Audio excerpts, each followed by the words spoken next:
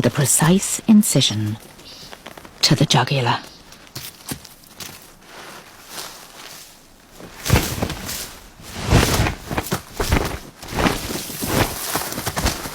Plucking the iguanas right from their burrows.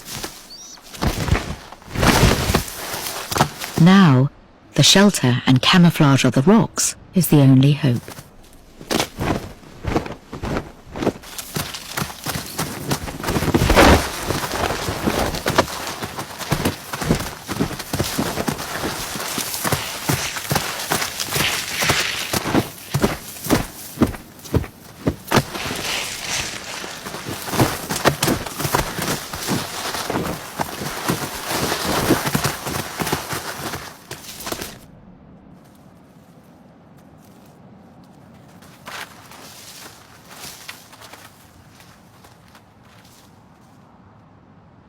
Thanks to sheer determination, she safeguarded her next generation.